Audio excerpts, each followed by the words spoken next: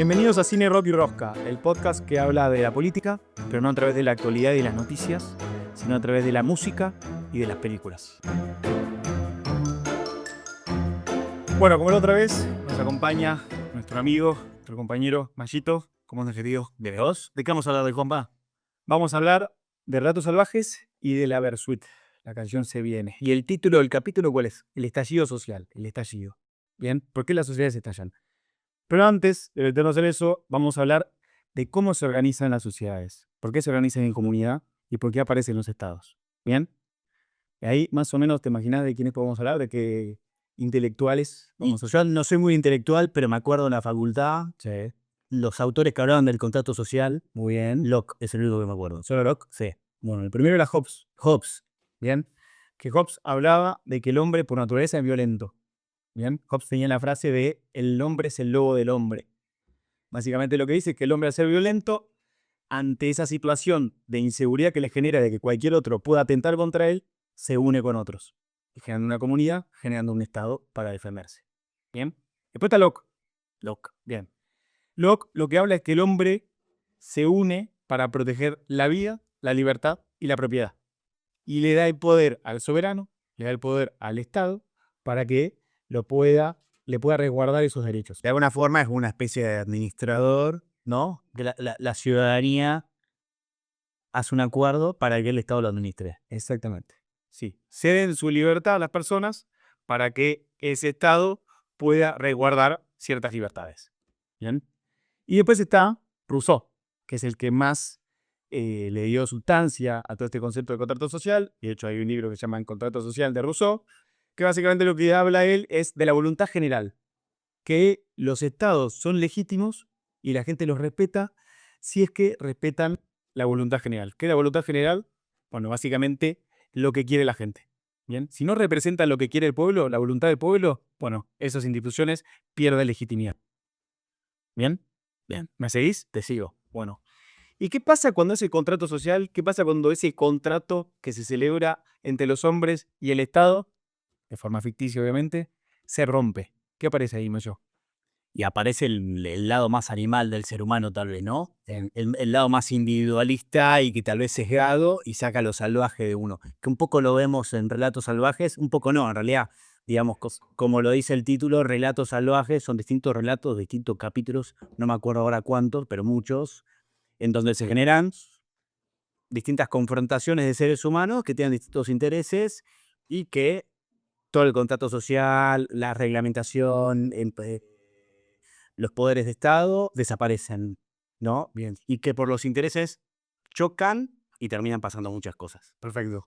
Pero ¿dónde lo vemos bien claro? Digo, ¿en cuál de las escenas que muestra el auto salvaje vos decís, che, esto representa tal cual el estallido? Donde lo vemos más aclarado, con mucha luz, es en la película, en la viñeta o el capítulo de Bombita, ¿no? Buenísimo. Que es un poco a lo que nos compete a nosotros para hablar en este capítulo, en donde hay un versus de hombre, ciudadano, que cumple, cumplidor, contra el Estado, contra la burocracia, Clarísimo. el deber ser, ¿no? Y después lo vemos en otros capítulos reflejado de otras formas, por ejemplo en el de Oscar Martínez, El hombre versus la justicia, ¿no? Pero vamos a pasar doble clic en Bombita. Sí, para mí hay dos episodios muy claros. Uno es el de Bombita. Ahí en Bombita se ve cómo la burocracia hace que el tipo pierda el vínculo con su hija, se divorcie, pierda su trabajo. Digo, la poca eficacia del Estado y la poca empatía del Estado, porque es un Estado que no busca resolver el problema que tenía Bombita, que era básicamente que le saquen una multa que estaba mal puesta, porque no estaba pintado de amarillo. Bueno, eso genera una serie de situaciones donde Bombita se empieza a enredar y todo eso le lleva puesto su vida familiar. Chorro, decime, contame. Seguridad, cabina 7. ¿Llamás a seguridad? Bien. Yo estoy haciendo un reclamo, me estoy defendiendo como un ciudadano y soy un delincuente. Tenés que llamar a seguridad. ¿Querés llamar a seguridad? Pará, flaco, tranquilizate.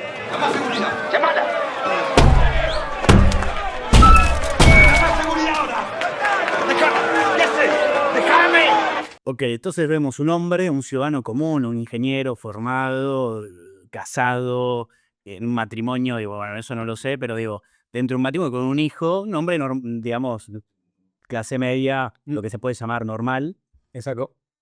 que paga sus cuentas, paga los impuestos, hace las cosas como deben, se queja un poco, pero lo termina haciendo como todos, hasta que la burocracia o la falta de empatía de parte del Estado, del gobierno, genera una tensión que es tal que se termina rompiendo y el tipo termina estallando, bueno, por algo se llama bombita de Ari. Entonces, ¿Qué quiere decir que termina estallando? Por un auto, se explota todo y literalmente rompe todo. Y lo gracioso es que antes de que explote ese auto, hay una vecina que estaba teniendo una misma situación que Bombita con el tema de la multa y estaba hablando con el operador y le dice, ustedes no van a parar hasta que se vaya todo al carajo. Bien. Y ahí explota la Ahí explota la bomba. Sos un maleducado. Y esto es completamente fascista. Bueno, Tengo que pagar primero y discutir después. exactamente. Hasta que no pase una tragedia no van a parar ustedes.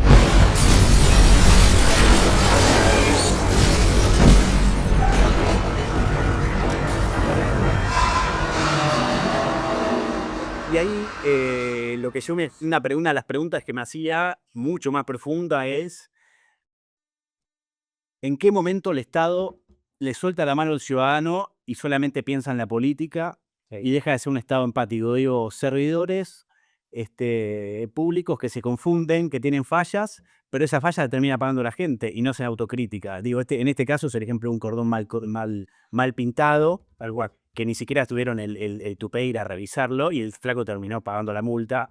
Pero digo, las fachas de la gestión las termina pagando la gente y no los que toman las decisiones. Totalmente, y ahí además lo que pasa es que el Estado también pierde un poco el foco. Digo, se pone en un foco recaudador cuando en realidad la idea de tránsito es ordenar el circuito en las ciudades. Entonces, total de recaudar, hacen cualquier cosa para que le entre plata a las arcas del Estado, en vez de decir, no, che, pará, si no te vas a pintar el amarillo, no tiene que pagar.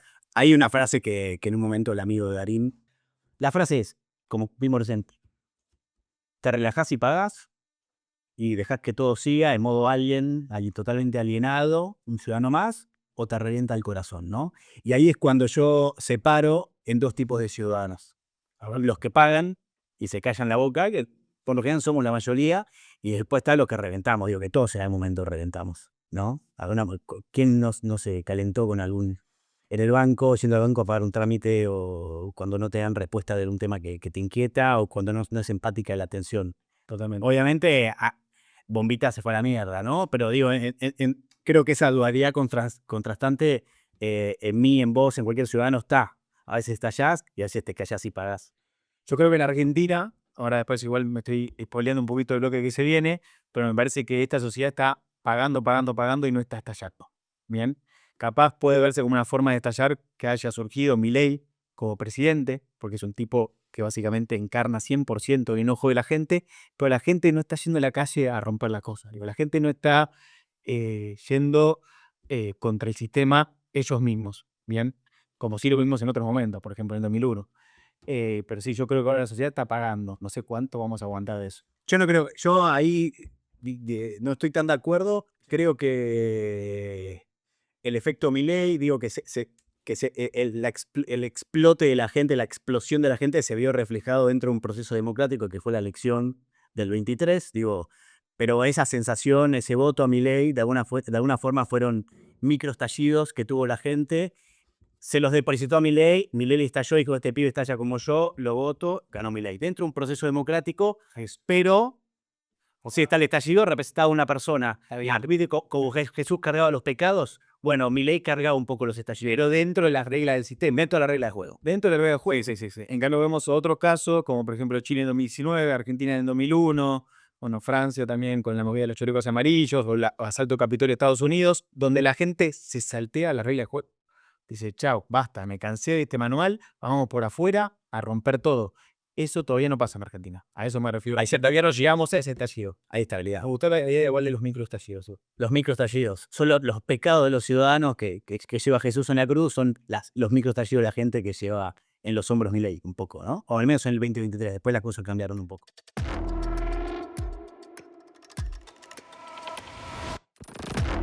Bueno, veníamos hablando un poco de esto de sacar nuestro lado animal, de que a veces esas normas, esos contratos sociales se rompen. Digo, ¿qué termina pasando cuando esos contratos sociales se rompen?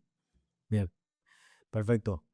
Bueno, ahí vemos algo muy claro hoy en día, que no pasa solamente en Argentina, sino en todo el mundo, que básicamente esta crisis de representación que hay, ¿no?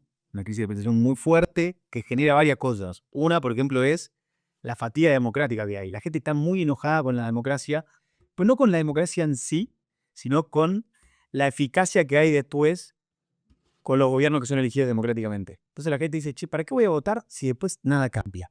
Eso lo vemos en la poca participación que hubo en las elecciones de todo este año, que estamos entre un 50 y un 60%, bajísimo. Ahí yo te aporto dos comentarios y pues te dejo seguir hablando. Sí. Uno, por un lado, es la fragmentación que hay de opciones y cómo también las caras se van repitiendo a lo largo de los años en las elecciones. Digo, hay mil opciones, hay un desgaste enorme de los partidos políticos históricos, digo, el radicalismo, el PJ, esos escudos antiguos, la gente ya no se siente representada de alguna forma por eso. También el exceso el exceso de los personalismos. Vemos las mismas caras todos los años con distintos colores y decimos, bueno, otra vez digo, y las ideas se van repitiendo y cuando son oposición dicen una cosa, cuando son oficialismo dicen otra y las propuestas se terminan superponiendo uno a otro y la gente se termina cansando de eso. Y otro punto que tengo yo que me parece interesante para para hablar por arriba del tema, pues es muy profundo, pero creo que es interesante, es la fragmentación del consumo, del consumo comunicacional. Digo, por un lado tenemos redes sociales, televisión, diario, y dentro de las redes sociales tenemos WhatsApp, TikTok, Instagram, Facebook, digo, y eso también hace que haya un exceso de información constante y que la gente esté informándose todo el tiempo y a una forma que termine cansando y desgastando, ¿no? Escuchar siempre las mismas propuestas y lo mismo de siempre en todos los canales. Y ese cansancio, de alguna forma, termina desgastando al ciudadano y hace que también cualquiera sea candidato y aparezcan opciones muy raras y claro, y poco creíbles. Ahí tomo un poco la posta lo que dijiste vos, esto del cansancio, esto de que las redes sociales no ayudan a eso, hay como una sobreestimulación muy fuerte. Yo creo que ahí, bueno, ahí te tomo un poco lo que dice un académico muy conocido que se llama Chul Han, es un surcoreano. Chul Han. ¿Existe Chul Han o me está? Sí, ok, un pensador surcoreano que escribió en el 2010 un libro que se llama La Sociedad del Cansancio. ¿Qué dice básicamente Chul Han? Es que la gente, que vivimos en una sociedad totalmente autoexigida. La sociedad del rendimiento, habla él, ¿bien? Donde la gente todo el tiempo se exige rendir más, emprender, sacar la mejor versión de sí mismo.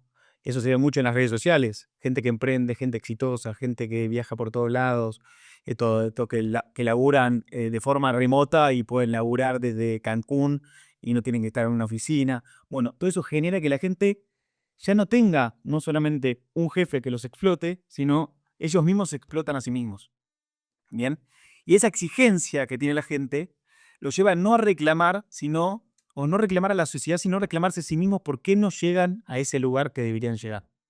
Entonces, en vez de estallar, en vez de salir y romper todo, básicamente lo que se genera es una violencia silenciosa. ¿Qué es esa violencia silenciosa? Bueno, se ve reflejado en los cuadros de ansiedad, cuadros de depresión, el burnout, como se dice ahora. Pero todo eso es algo distinto a cómo se venía manejando antes, que tiene que ver mucho con esto que decís vos de las redes sociales. Y después aparte tenemos a O'Donnell, a Guillermo O'Donnell, es un politólogo argentino, que habla de la crisis de representación, pero lo encara más por el lado de la ciudadanía de baja intensidad. ¿Qué es eso? Básicamente dice que en los estados hay leyes, que la gente ve que están en leyes, esas leyes, y las leyes son muy completas, muy jugosas, todo, pero que esas leyes después no se ven en la diaria. O se ven que se aplica para ciertas personas, que por el cargo que tienen, por la clase social, por el poder que tienen, pero para otras no. Una especie de discriminación por privilegio, ¿no? Exacto. Algo así. Y otro tema que nos olvidamos decir, pero que es muy importante y que se repite en cada elección, es la desconfianza de la autenticidad, ¿no? Todos los ciudadanos cuando votamos elegimos a alguien que se parece a nosotros, tal vez por cultura, por empatía, por ideas, pero lo hacemos. Y de alguna forma, en este esquema vicioso y un espiral infinito de que la gente se sigue repitiendo y se repiten los apellidos, la gente se termina desgastando y no se siente reflejada en los candidatos. Sienten que los candidatos no representan los pensamientos que tiene la verdadera ciudadanía, ¿no? Y los verdaderos problemas. Totalmente. Bueno, esto lo veo muy claro con Milei, cómo surgió él. Ahora igual esa autenticidad, quizá la gente pide que sea un poquito más un presidente convencional. Viste, cuando se generó el recital en Movistar Arena, la gente decía, bueno, chico, sos presidente ahora. Necesito que bajes un cambio, pero bueno, en su momento, esto que decís vos, la gente lo seguía a Milei porque representaba su enojo, porque era auténtico y porque decía lo que pensaba, básicamente. Era consistente. Eso lo vemos en Donald Trump también, que es un tipo que es más del establishment, pero que rompe todos los libretos, Giorgia Meloni, bueno, casos montones tenemos de ese tipo. O casos también de que me representan y siento que son empáticos conmigo porque hicieron un buen video, digo, tuve una buena declaración en un programa de televisión. Ganan, pero después gobernando son un asco. Que eso también puede pasar. Total, son empáticos, pero después no tienen capacidad de gestión y no pueden formar equipos si no saben liderar. Total. Pero bueno, a ver, nosotros ahí estuvimos conversando de qué es lo que pasa con las sociedades, por qué empieza a haber una crisis de representación. Por ahora en Argentina no tenemos ese estallido del cual hablábamos en un principio, pero hubo casos donde estos procesos de erosión del contrato social llevan a un estallido total. ¿Qué tenemos ahí? Bueno, un caso no tan conocido, por lo menos que no nos involucra a nosotros como argentinos, pero que es el de Chile del 2019. Bien, fue en octubre, básicamente se dio por un aumento de 30 pesos del boleto del subte, pero la frase que caracteriza ese momento es, no fueron 30 pesos, sino que son 30 años. Bien, entonces claramente había una sociedad chilena que venía llevando muchos años de desigualdad, muchos años de frustración, que terminan canalizándolo a través de este episodio de aumentar 30 pesos. El boleto pasa de 800 a 830. ¿Y qué pasa con eso? Sí, son 30 pesos que representaron una caja de Pandora, ¿no? Exactamente. Se abrió y estalló. Lo más loco es que Chile venía con un crecimiento económico tremendo, pero hay un grupo de gente que no recibía esos beneficios. Y es esa gente la que sale a la calle. ¿Y cómo termina esto? 40 muertos, 8.500 detenidos, creo que como 2.000 heridos. Digo, fue un caos total. ¿Bien? Y después otro caso que tenemos, más cercano, en la crisis de 2001. No sé si vos querés ahí. Tenía 3 años la crisis de 2001, que fue un estallido social contra la falta de representación política y también por la situación económica. Bien. Sí, ahí claramente todo lo que fue el ciclo del menemismo tuvo una parte bastante exitosa. Después un segundo ciclo del menemismo que ya se complicó más. Pierde las elecciones, gana la alianza con De la Rúa y empieza a generarse todo un problema alrededor del desempleo, alrededor de la pobreza y también un gobierno que hacía todo lo posible para mantener la convertibilidad, para mantener el 1-1. ¿Bien? Y al mismo tiempo hacía un ajuste brutal. ¿Qué pasa con eso? Bueno, el corralito, una medida desesperada de Caballo en diciembre, que básicamente le permite a la gente sacar 250 pesos o 250 dólares por semana. Bien, solamente eso. Hemos tenido que adoptar una medida transitoria de limitación a la extracción de dinero en efectivo. Y solo se podrá hacer durante este periodo de 90 días por cifras de 250 pesos semanales. Los bancos no quieren entregar la plata a la gente, eso es la realidad. Estoy haciendo la cola para entrar, pero no sé si podré sacar o no. No se te acreditan los cheques, venís a consultar el saldo y todo mal. Está toda la gente haciendo cola, adentro está lleno, dicen que no hay sistema. Esa era la restricción para cuidar al mundo bancario, para que no haya una crisis financiera. ¿Bien? Entonces ahí la gente se vuelve loca y va en contra de los bancos. Se genera un conflicto total en las calles, en los bancos, saqueos, etc.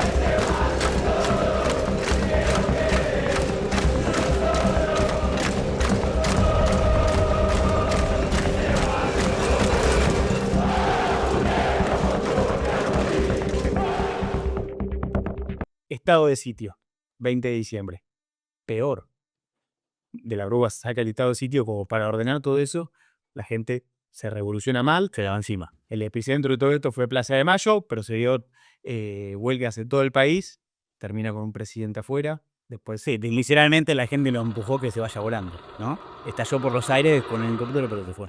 Totalmente. Si viene el estallido. Bueno, hasta ahora estuvimos hablando de relatos salvajes, hablamos de la crisis de representación, hablamos del contrato social, de Hobbes, Locke, Rousseau. algunos teóricos académicos, que a vos te gustó mucho, por ejemplo, Chul Han, y hablamos de la crisis de Chile y la crisis de la Argentina, ya en la crisis del 2001. Ahora vamos a hablar de una canción. De una canción que anticipó también un estallido, ¿no? Exactamente. ¿Qué canción, Mayo? El estallido, no. Se viene. Se viene se llama, pero sí. Pero la conocida como Se viene el estallido, muchos la conocemos por la frase de Se viene el estallido. Exactamente. Es una canción que la canta la Versuit en 1998 y básicamente anticipa lo que después sucede en el 2001. Bien, anticipa la crisis del 2001. ¿Por qué decimos que la anticipa? Bueno, porque hay varias frases de esta canción que la quiero leer, porque no me quiero olvidar, que dice básicamente: hay tanta rabia en el pueblo que ya no se puede aguantar.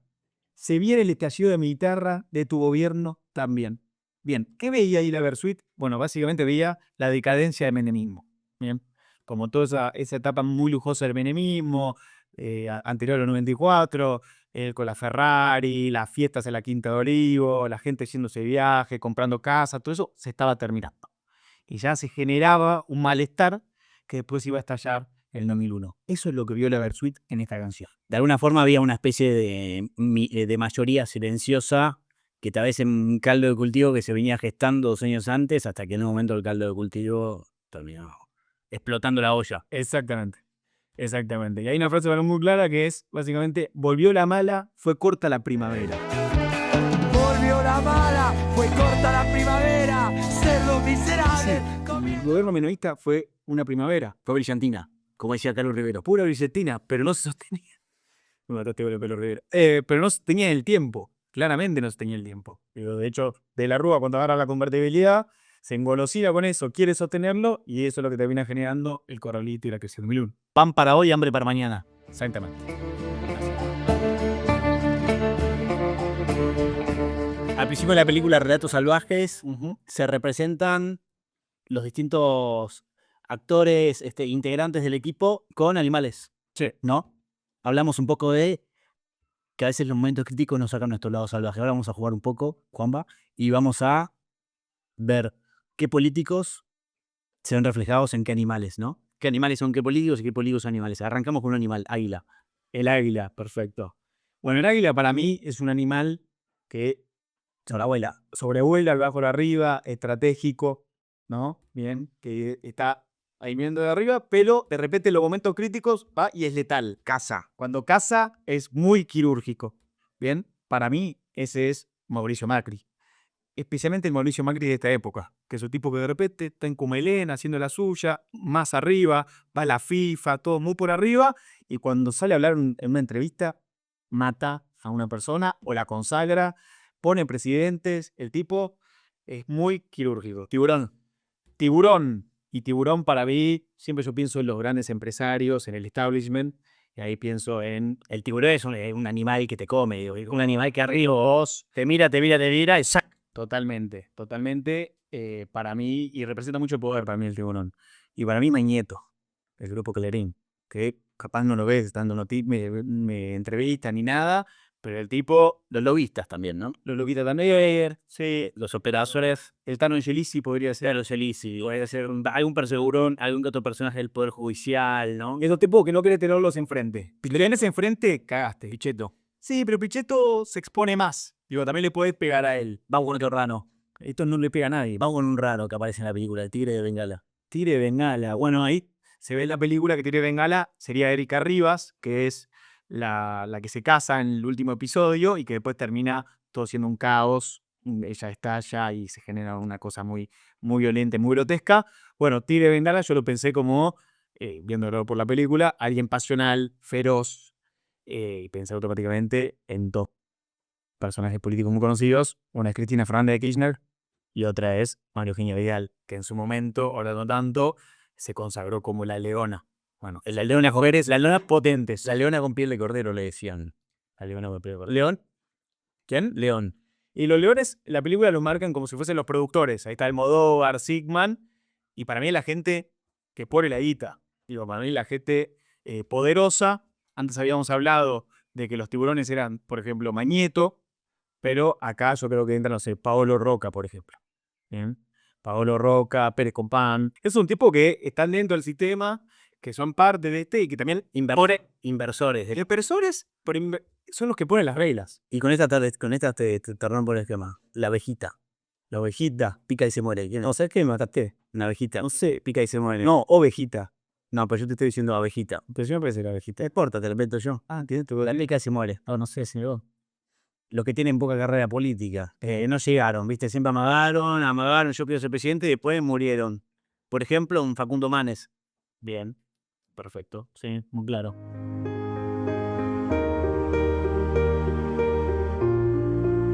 Vamos a cerrar un momento reflexivo, un momento whisky, así con unos habanos. Sí, perdón. ¿Qué pasa después del estallido? Bien. ¿Cómo nos rearmamos? Bien. ¿Nos rearmamos? ¿Nos rearmamos? Esa es la pregunta, ¿no? Yo creo que sí, que nos rearmamos. Bien. ¿Por qué? A ver. Se destruye el edificio y después quedan los pedazos y no va a quedar otra que juntarnos, construir instituciones empáticas, hacer autocrítica, ponerse en lugar a los ciudadanos o que los ciudadanos se conviertan en representantes y construir. Un poco idealista y romántico, pero me parece que no sería malo que eso sea en algún momento. No, totalmente. Yo creo que, a ver, algo que mostró la Argentina es que tenemos una sociedad resiliente que sale de estos temas, sale de estas crisis, puede estallar todo, pero después, si viene un liderazgo que pueda transitar ese proceso, la sociedad lo acompaña. En el 2001 fue Dualde como transición, después Néstor aprovecha el boom de las commodities y se acomoda al país. Ahora tenemos a Milei, que viene a transitar esto, que es distinto porque no explotó todo, pero está como esa cosa de que todo va a explotar. Vamos a ver si tiene la capacidad para poder conducir este momento. Pero sí, esto que decís vos, digo, después de un momento de crisis, viene alguien que entiende el momento y que la gente le confía a él porque empatiza con esa persona. Milei es clarísimo en ese caso. Pero sí, yo creo que ahí necesitamos liderazgos empáticos, necesitamos liderazgos cercanos y un Estado que él sea todo lo contrario de lo que pasa en el caso Bombita. Digo, no estamos un Estado detrás del escritorio y totalmente burocrático y reglamentarista, sino un Estado que pueda abrazar a la gente, que pueda entenderla, acompañarla, explicarle. Es muy importante la explicación, saber comunicar. ¿Bien? Digo, es clave para que la gente pueda transitar un momento de crisis y pueda ajustarse económicamente, que entiendan qué es lo que está pasando y hacia dónde se está yendo. Y que si falla, después los pedazos no lo termine juntando pagando la gente como pasó con Bombita, sino que también sea autocrítico, corrija el rumbo y siga. No, totalmente. Totalmente. Y también, lo que se le pide a Milei es que también la pague la casta. ¿Bien? Que no la pague solamente la sociedad, sino también los funcionarios, la política, digo, el establishment. Digo, suframos todos. Si vamos a sufrir, suframos todos. No solamente uno. Bueno, cerramos el segundo capítulo de este podcast. Si quieren seguir escuchando un poco sobre política a través de películas y canciones, lo pueden ver todos los viernes a través de Spotify, a través de YouTube, Instagram y TikTok.